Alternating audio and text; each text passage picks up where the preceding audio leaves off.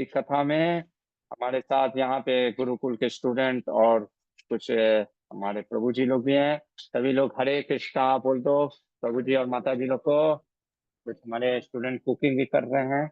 Okay, ठीक है। हरे कृष्णा। तो स्टार्ट करते हैं। बहुत ही विशेष दिन है, गुरु पूर्णिमा का दिन है। सर्वप्रथम व्यास पूर्णिमा, जो कि भगवान व्यास देव का आज आविर्भाव दिवस है। मैंने सोचा कि थोड़ा सा जंप कर जाऊं क्या व्यास मुनि की कथा का प्रारंभ करूं कि उनका कैसे प्राकट हुआ है। फिर मैंने कहा चलो एज इट इज चलते हैं, है ना, जैसे वहां पे वर्णन दिया है। तो आइए इस महाभारत की कथा में हम आप सभी का स्वागत करते हैं और देखते हैं व्यास मुनि की इस महाभारत दिव्य ग्रंथ, जो आज तक का इस वैदिक इतिहास का सबसे बड़ा ग्रंथ है। और जैसा कि आप जानते ही हैं, नैमिषारण्य के जंगल में जो सौनक ऋषि के अंतर्गत जो सारे महामुनि ऋषि, महर्षि, देव ऋषि, राज ऋषि उपस्थित थे 12 साल के वन तपस्या के लिए। उसी भी सूत गोस्वामी आए, ओकृष्टवास सूत, है ना, सौती जो भी कहिए। और उनसे ऋषियों ने कई प्रश्न पूछे, कई कथाएं हमने सुनी। पहले तो बस हमने ये देखा लगभग 4 अध्यायों में कि ये ग्रंथ कितना बड़ा है। हमने ये देखा कि इस ग्रंथ में क्या क्या हम सीखने वाले हैं, है ना, कूट श्लोक सारी चीजें। और लास्ट टाइम हमने गुरु की भक्ति भी देखी, अरुणी, उपमन्यु, वेद और वेद के शिष्य उत्तंक की कहानी। आप देखो कितना सिस्टमैटिकली हमारे व्यास मुनि ने ये महाभारत ग्रंथ लिखा है। सबसे पहले गुरु की महिमा का वर्णन दिया, क्योंकि बिना गुरु की महिमा को जाने हम आगे शास्त्रों को नहीं पढ़ सकते।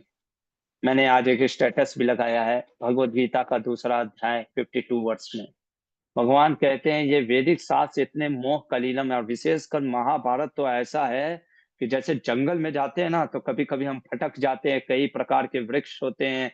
वैसे ही ये शास्त्र इतना वास्ट है कि अगर जैसे जंगल में जाते हो तो एक होता है ना कंपास, है ना, तो हाँ, या जीपीएस आज ले लो, जीपीएस अगर ना हो तो हम भटक जाएं।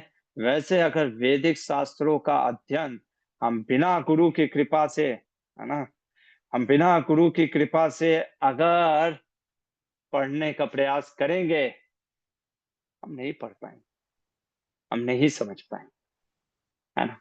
इसलिए गुरु की महिमा का वर्णन करने के बाद जब सारे ऋषि मुनियों से पूछा, कौन, सूत गोस्वामी जी जो आसन पे बैठे हुए हैं, कहते हैं कि बताइए अब आपको क्या सुनना है।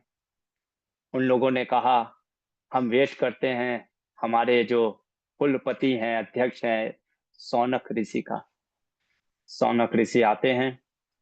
सौनक ऋषि बोलते हैं, ये सूत गोस्वामी जी, आप के पिता लोमहर्षण ऋषि सारे पुराणों वेदों को जानते हैं। देखो कितना सिस्टमैटिक चल रहा है। कहते हैं सूत गोस्वामी जी आप भृगुवंशी हो। किसको कहते हैं? सौनक ऋषि जो हैं वो भृगुवंशी हैं। सौनक भृगुवंशी मतलब आप समझते हो, है ना, भृगु डायनेस्टी में आने वाले, है ना। तो भृगु आप वंशी हो, भृगुवंशी हैं। तो इसलिए अब व्यास मुनि कितना सुंदर तरीके से महाभारत की कथाओं को एक एक करके बता रहे। तो पहले हियरर के बारे में, जो सौनक ऋषि आखिर उनका भृगु वंश के बारे में अब हम जानेंगे। तो इसीलिए सौनक ऋषि पूछते हैं, मुझे ये बताइए भृगु वंश की सारे अपने फोर फादर के बारे में। इससे एक चीज हमको जीवन में, देखिए कहानी भी चलते चलेगा और हम सीखते हुए भी चलेंगे, जो हमारे आचार्य ने और विशेषकर नीलकंठ चतुर्धर जी ने जो अपनी टीकाओं में बताया। हमें अपने पूर्वजों के बारे में भी जानना बहुत जरूरी है। जब तक हम ये नहीं जानेंगे कि हम किससे कनेक्टेड हैं, है ना, अपने पूर्वज से अगर हमें कनेक्शन नहीं पता चलेगा, तो फिर आज लोगों को मतलब नहीं रहता, कहते हैं, अरे पर देखो भृगुवंशी होने के बाद सौनक ऋषि कहते मुझे अपने भृगुवंश के बारे में जानना है। सूत गोस्वामी जी कहते हैं, ब्रह्मा जी यज्ञ कर रहे थे, तो साक्षात ब्रह्मा जी के पुत्र हुए हैं भृगु मुनि। यानी भृगु मुनि उसी अग्नि से, यज्ञ के अग्नि से प्रकट हुए। भृगु मुनि के पुत्र का नाम है च्यवन। च्यवनप्राश नाम सुना है? सोना चांदी च्यवनप्राश ये वही च्यवन है। हम देखेंगे, पूरी कहानी आएगी। च्यवन इनके बेटे का नाम हो। यहीं पे स्टॉप कर देते हैं। कहते हैं ये च्यवन का नाम च्यवन क्यों पड़ा? सही बात है ना, ये नाम च्यवन क्यों पड़ा? अब इसके पीछे कहानी बताते हैं। कहते हैं भृगु की पत्नी थी पुलोमा। बहुत सुंदर है, ध्यान से सुनिएगा। हम आपको नीलकंठ चतुर्दर के टीकाओं को भी दिखाते हैं, है ना। बहुत सुंदर, नीलकंठ चतुर्दर जी बहुत सुंदर चीज बोलते हैं, है ना। कहाँ गया? हाँ, तो ये चैप्टर 5 है। कहाँ गया? हाँ, 5वां अध्याय।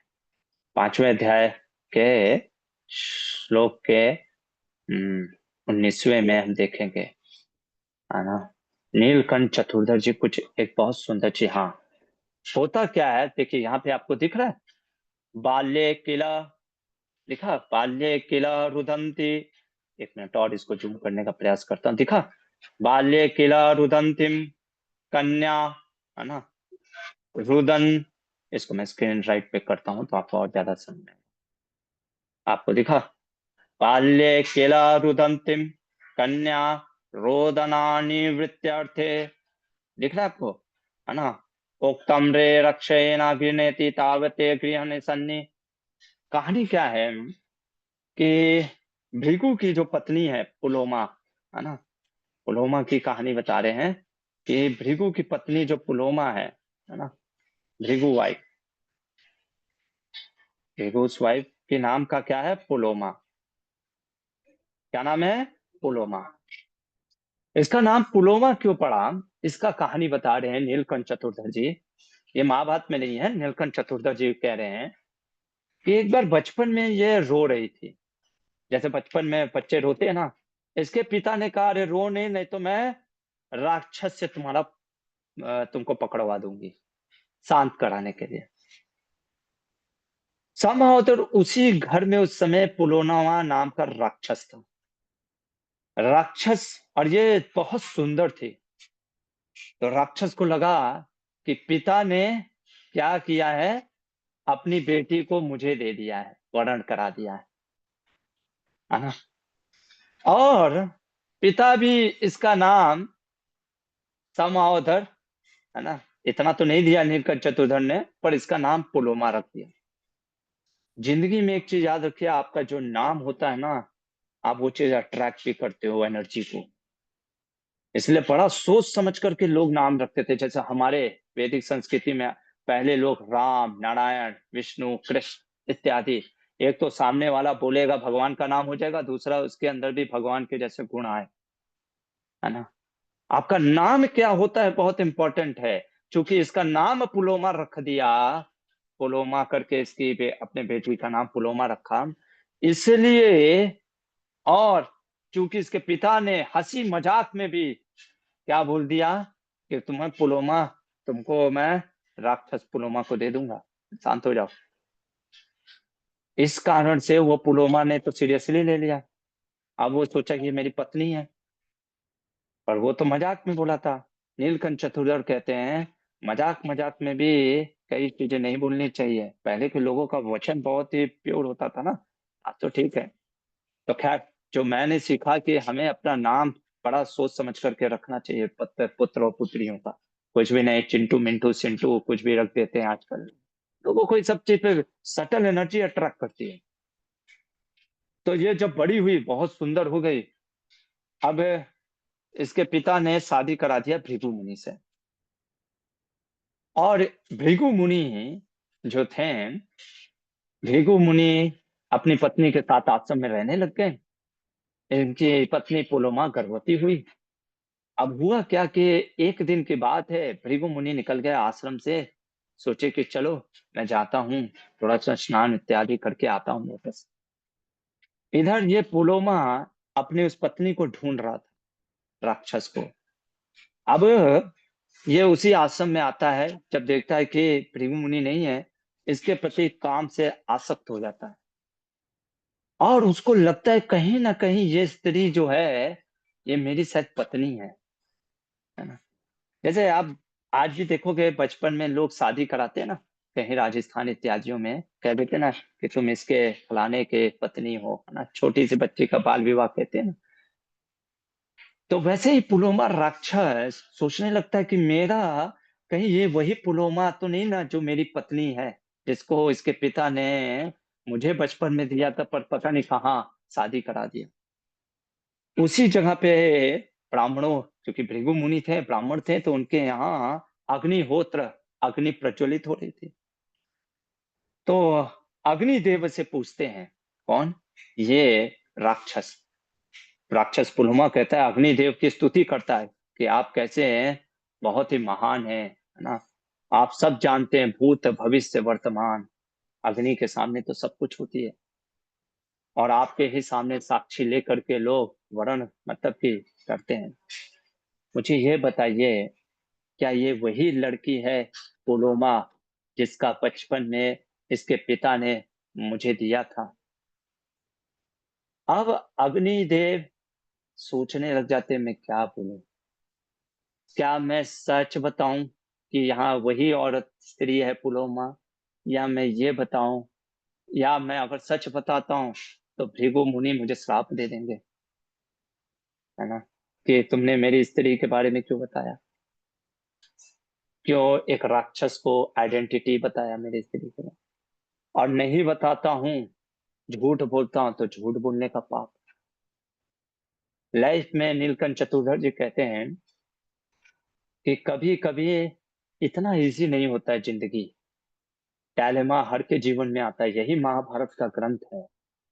यहाँ पे हम देखेंगे कि जिंदगी में ऐसे सिचुएशन आते हैं कि करे तो करे क्या, है ना। आप ये करोगे तो ये कॉन्सिक्वेंसेस, ये करोगे तो वो कॉन्सिक्वेंसेस, आपके ऊपर है अब आप किस चीज को, कॉन्सिक्वेंसेस को सहना चाहते हो। अग्निदेव के पास ऑप्शन नहीं था। अग्निदेव जो थे, है ना, उनके पास दो ही चॉइस था, या तो ट्रुथ बोले किसके बारे में, ट्रुथ अबाउट पुलोमा, यहाँ यही पुलोमा है, और या तो दूसरा ऑप्शन था कि झूठ बोल दे, है ना, लाई बोल दे के मुझे नहीं पता। देखो, आपको कोई चीज पता है और फिर भी आप आंसर देते हो कि मुझे नहीं पता है, ये भी एक झूठ है, ये भी एक झूठ है। आगे अग्निदेव बोलेंगे, है ना। आप मौन भी रहते हो और आपको आंसर पता है, वो भी एक झूठ है। मौनम यानी आप शांत हो, यानी आप उस चीज में हाँ मिला रहे हो। अग्निदेव सोचते हैं कि मुझे एक तो निर्णय लेना ही पड़ेगा, और उन्होंने निर्णय क्या लिया, ट्रुथ कर लिया। ये उनके ऊपर है ना, जीव के ऊपर है वो क्या चीज का कॉन्सिक्वेंसेस लेता है ना।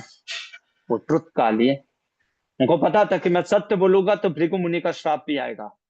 जिंदगी में कई बार बोलते ना कि प्रभु जी मैं क्या निर्णय लूं, ये करूं या वो करूं। मैं कहता हूँ जो भी करोगे उसके कुछ ना कुछ परिणाम आएंगे, कुछ अच्छा कुछ बुरा। हाँ, उसके लिए रेडी रहो। लाइफ में एक चीज याद रखो, ये सब, ये जो हम सोचते हैं ना कि अरे सब अच्छा होता है, सब अच्छा है, जिंदगी में सब अच्छा होगा, ऐसा नहीं होता है। ये महाभारत की कथा से हम बहुत, महाभारत इतना प्रैक्टिकल है ना, इसलिए इसको हैंडल नहीं कर पाता है। क्योंकि ये एकदम जैसे होता है ना कि रबड़ी को पचाने के लिए वैसा हमारा पाचन शक्ति होना चाहिए, वैसे ये महाभारत की कथा है, हर कोई हैंडल नहीं कर पाता है। कहानी कहानी में बहुत सुंदर ऐसे कथाएं में बहुत हमारे व्यास मुनि, जिनका आज व्यास पूर्णिमा है, उन्होंने इतना सुंदर हमको सिखाने के लिए बोला। इसीलिए कई बार लोग बोलते हैं अरे बस अपना भक्ति करो निकल जाओ। लेकिन भक्ति के लिए भी आपको इतना वो धर्म का ज्ञान होना चाहिए, तभी आप भक्ति कर पाओगे। तो पुलोमा जो है ना, पुलोमा के बारे में बोलते हैं अग्निदेव।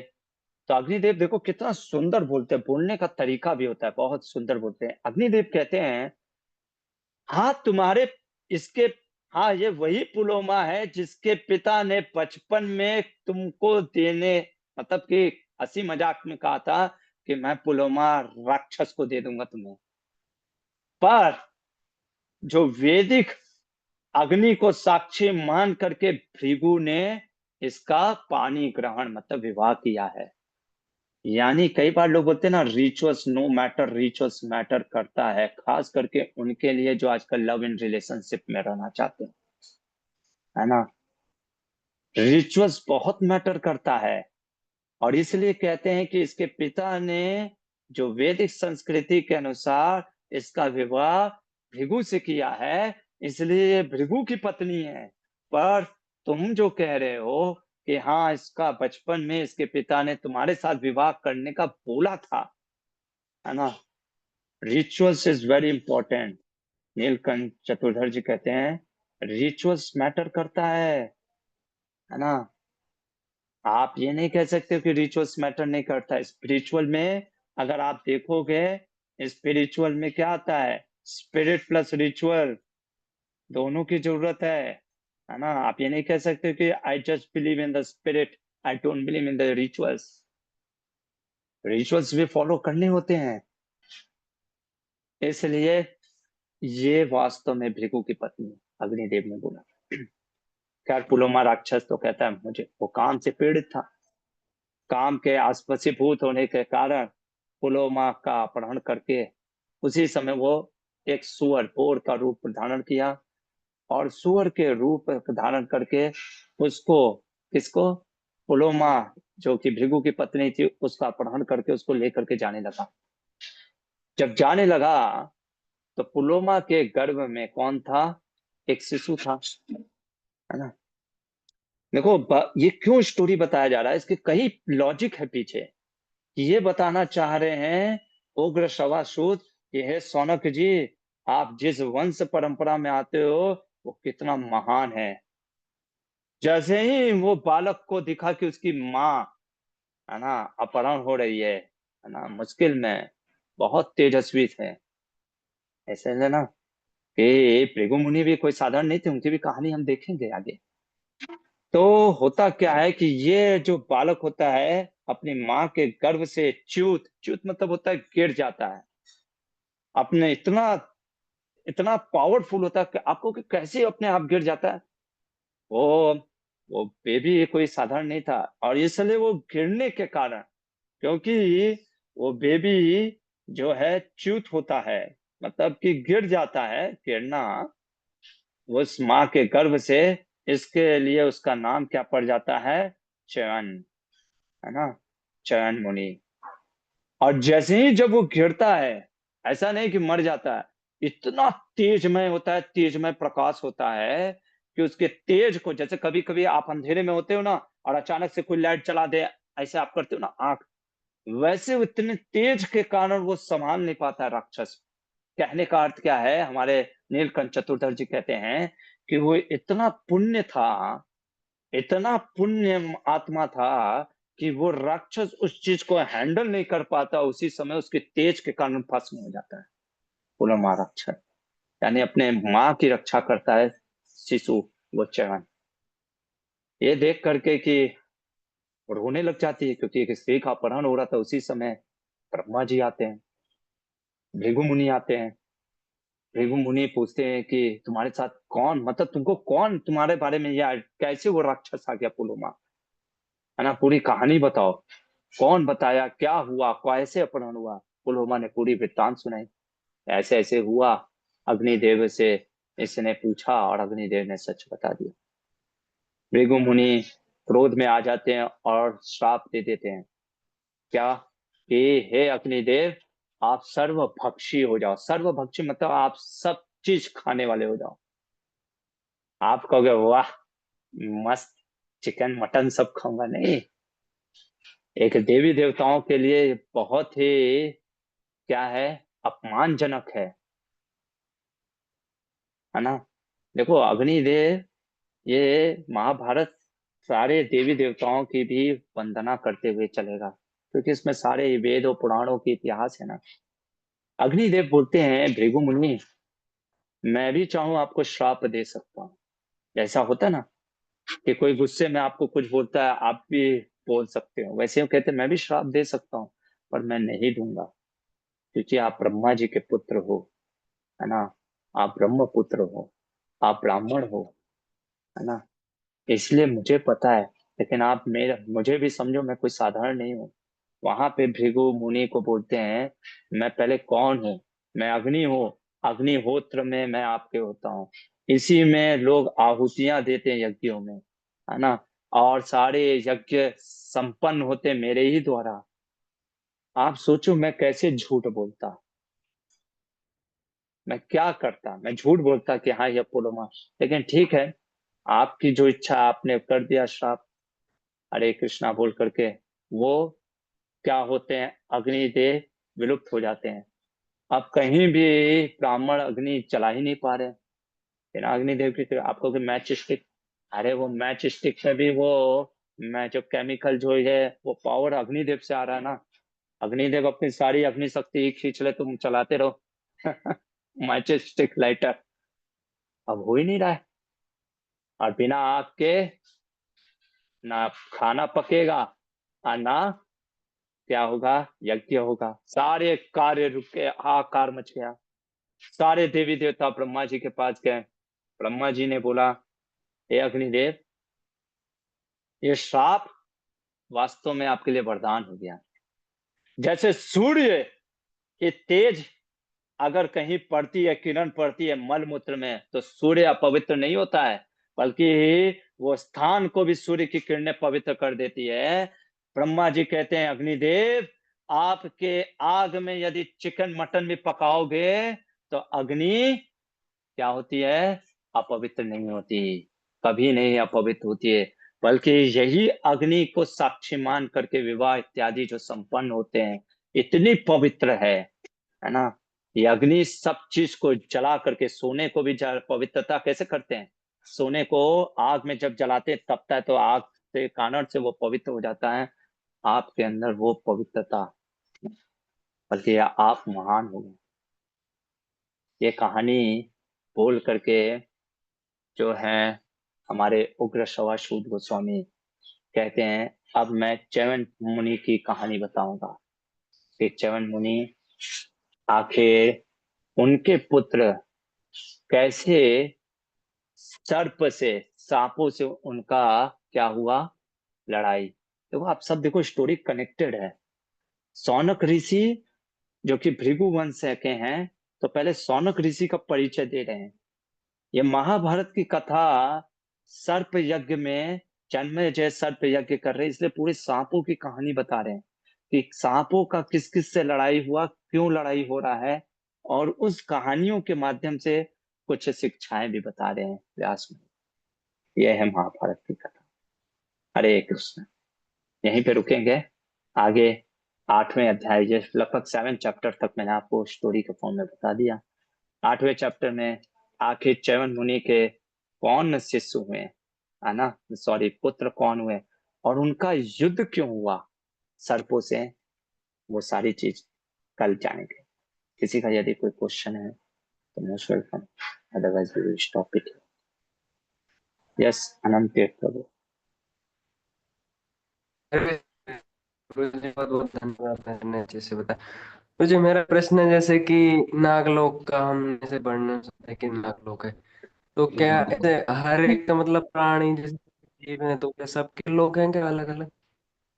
हाँ, प्रश्न ये पूछ रहे हैं अनंत तीर्थ प्रभु कि नागलोक, जैसे नागलोक के लिए एक लोक है ना, हमने सुना था पहले। तो ऐसे क्या हर प्राणियों के लिए विशेष लोक है? देखिए, हर प्राणियों के विशेष लोक हैं, पर नाग लोक जो है, ये इसकी भी कहानी हम जानेंगे। ये कोई साधारण नाग वहां पे नहीं रहते हैं, ये छोटे मोटे नाग। है ना, वसुकी, वासुकी, अनंत शेष, है ना, जिस पे भगवान हमारे लेटे रहते हैं, है ना, वो। तो इसलिए साधारण ये सर्प कहाँ से प्रकट हुए, है ना, इन सब की कथा जानेंगे, है ना। वैसे हर लोक है, हर जो स्पीसीज है स्पेशल है शास्त्रों में, लेकिन उन्हीं उन्हीं लोगों का ज्यादा वर्णन है जो बहुत ही स्पेशल, जिनकी कथाएं भगवान से जुड़ी हैं। ठीक है। नाग लोग इसलिए बहुत स्पेशल है क्योंकि वो अनंत शेष, जो भगवान अनंत शेष जो है, उन्हीं के सब ये जो है क्या बोलते हैं सक्सेसर है, सारे वासुकी, ये जितने भी तक्षक, ये सब। ठीक है। एक और किसी का कोई क्वेश्चन? यस माता जी, सुंदरी श्याम। हरे कृष्णा प्रभु जी, धन प्रणाम प्रभु जी। हस्बैंड का क्वेश्चन था कि अ, हम तो स्कॉर में प्रभु जी खड़े होके ही आचमन आचमन करते हैं, और आपने एक बार बताया था कि कभी भी हमें आचमन बैठ के ही करना चाहिए, बट हम पूजा वगैरह के दौरान तो हमेशा खड़े होके आचमन करते हैं, तो उनका ये सवाल था। हाँ, नहीं करना चाहिए। ट्रूली स्पीकिंग खड़े होकर के आचमन नहीं करते। वो हो गया प्रैक्टिस में, ठीक है, वो आसन के ऊपर खड़े होते हैं इसलिए कभी कभी कर देते हैं। देखिए, हम ये चीज हमको थोड़ा सा समझना पड़ेगा। हमें जज नहीं करना चाहिए। कभी कभी कोई महाराजा अगर आपको देख रहा है कि ऐसे आसन पे खड़े होकर के, शायद वो बैठ ना सकते हैं, उनके पैर, क्योंकि उम्र हो चुकी है ना, पैर में जो घुटने में दर्द हो, वो भी कारण हो सकता है। हरे जनरली कृष्ण प्रभु जी, स्पीकिंग। दंडवत प्रणाम। दंडवत प्रणाम। प्रभु जी, प्रभु जी, लेकिन मैंने देखा इस्कॉन मैंगलोर में जो मान लीजिए जो यंग प्रभु जी लोग हैं, जो जवान हैं, वो भी मतलब हम्म, खड़े होके ही आचमनी करते हैं, आरती के पहले, मंगल आरती के पहले या तुलसी आरती के हाँ पहले। हाँ हाँ, जनरली वही मैं कह रहा हूँ ना, स्पीकिंग में यही कह रहा हूँ। आसन पे बैठ करके करते हैं, जनरली ऐसे आचमन करना चाहिए, है ना। और कभी कभार देश काल पात के अनुसार कभी कभी कर देते हैं, लेकिन एज ए स्क्रिप्चर्स, मतलब कि बैठ करके, और अगर आसन नहीं है तो एक पोजीशन में बैठना पड़ता है, वैसे बैठ करके हम आसन करते हैं ना। या वो तो आसन पे यूजुअली खड़े होकर के। हाँ, मैं समझ रहा हूँ, मैं आपको बात को समझ रहा हूँ जनरली, पर वही चीज है। देखिए, कुछ चीजें ना हमको सीखने के लिए, हमें सबको ये नहीं बोलना है कि अरे तू खड़े होकर के क्यों कर रहा है, तुम्हारा गलत है। ये जिंदगी में थोड़ा सा जी हमको ये भी प्रभु सीखना है ना। जो भी जी चीज प्रभु। शास्त्रों को हमको पढ़ना है, वो हमें अपने लिए लागू करना है, दूसरों के ऊपर क्वेश्चन नहीं करना है, जब तक वो हमारे अगर स्टूडेंट नहीं है। जी प्रभु जी। ठीक है। तो यानी बैठ के आचमन करें हमेशा ना प्रभु जी। हाँ, प्रयास करना चाहिए, बैठ करके आचमन करना चाहिए, बैठ करके। जी प्रभु जी, दंडवत प्रणाम। यस, आराध्या माता जी। हरे कृष्णा प्रभु जी, सादर प्रणाम। प्रभु जी, जैसे प्रभु जी बोल रहे थे ना आचमन का, तो मैंने सुना है सीनियर से कि हमें हनुमान मुद्रा में बैठ के आचमन करना चाहिए। हाँ, तो वही तो बोल रहे हैं, हनुमान हाँ मुद्रा तो हो गया, और वो सब। देखिए, वही चीज है ना, हनुमान मुद्रा, या जो कह सकते हैं कि ऐसे पलथी मार करके, है ना, जो आसन है, इस तरीके से भी कर सकते हैं। वो डिटेल वेरी करता है थोड़ा बहुत, प्रभु है ना। जी, मेरा पर क्वेश्चन है। जनरली मैं ये बोल रहा था कि बैठ करके करना चाहिए, अब वो ठीक है। अब वो कैसा होता है ना माता जी, ये सब चीजों में हमें इतना भी रिचुअल्स में नहीं घुस जाना चाहिए कि सामने वाले का वो स्पिरिट ही मार दे। अब जैसे मैंने बताया, अब महाराज नहीं बैठ सकते, महाराज तो, है ना। अब आप हम्म, कंगारे, आप तो बैठे ही नहीं। अरे उनका भाव देखो ना, कृष्णा भावग्राही जनार्दन है, वो थोड़ी ना देखते रहते कि तुम कितना सुंदर। लेकिन हमको सीखना है, हमारे लिए जैसे चीजें आपने बताया ना, कि हनुमान आसन में, है ना, वज्रासन में या हनुमान आसन में जनरली ऐसे बैठ करके, हम ऐसे बैठ करके करते हैं ये चीजें। वो प्रभु क्या। जी, मेरा क्वेश्चन था, सॉरी मैंने इसमें बीच में हाँ बोला। जैसे कि हाँ आपने हाँ बताया कि अग्नि में जल के सब कुछ सारे जितने पाप है वो नष्ट हो जाते हैं, मतलब जो भी हम बनाते हैं। तो बेसिकली हम किसी से बात करते हैं कि ये मतलब जैसे कि बाहर का बना हुआ है, कुछ ऐसी कोई बात होती है, तो फिर वो कहते हैं कि जब गैस पे बन जाता है, अग्नि पे बन जाता है, तो सब खत्म हो जाता है, किसने बनाया, क्या प्रवृत्ति है। तो इतना वहम नहीं करते, ये सब मतलब भक्त लोग भी ऐसे बोलते हैं, तो ऐसे में क्या क्या उनको रिप्लाई करे हैं।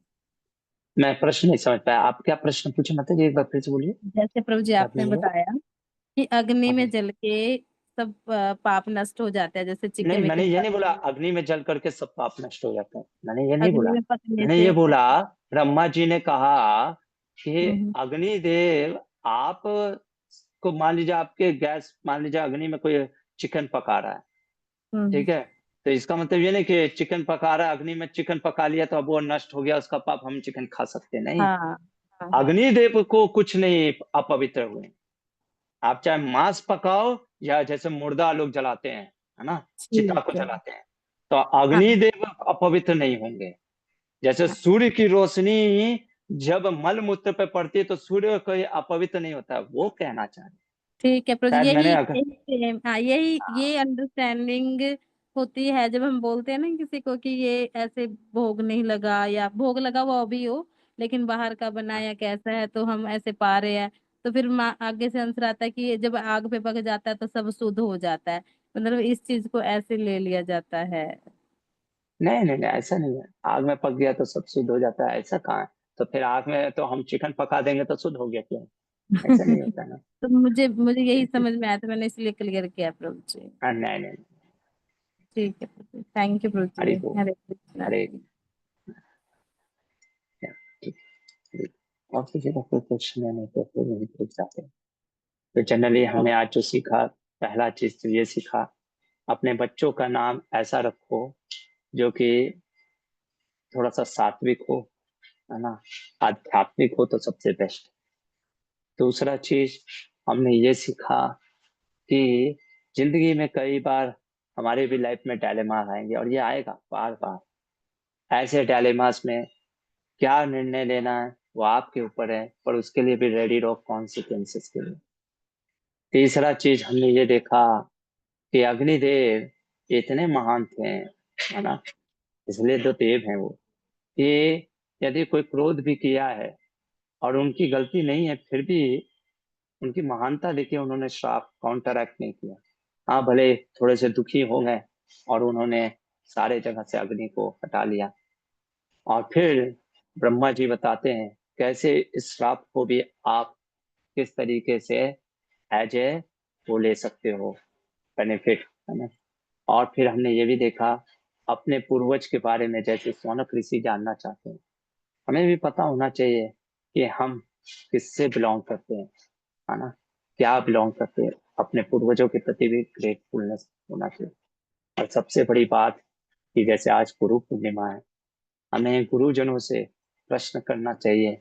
और ये शास्त्र जो है, ये व्यास मुनि के द्वारा जो व्यास पूर्णिमा है, हमें आज धन्यवाद देना चाहिए व्यास मुनि का, कि अगर व्यास मुनि के द्वारा अगर ये शास्त्र नहीं होते तो हमें ये पता ही नहीं चलता कि सत्य और असत्य, धर्म और अधर्म के बीच के अंतर। और जो लिविंग गुरु होते हैं वो हमको उन शास्त्रों को और अच्छे से समझाने का प्रयास करते हैं। तो यही बोल करके आज यहीं पे रुकेंगे। आप सभी को व्यास पूर्णिमा की हार्दिक शुभकामनाएं, गुरु पूर्णिमा की हार्दिक शुभकामनाएं। आप लोगों के भी जो भी जीवन में गुरु हैं उन सभी को आप आज प्रणाम करिए और उनसे आशीर्वाद लीजिए, जिससे कि हम भक्ति में और आगे उन्नत कर सकें। श्रील व्यास मुनि व्यास पूर्णिमा महामहोत्सव की जय, महाभारत ग्रंथ की जय, श्रील प्रभुपाद की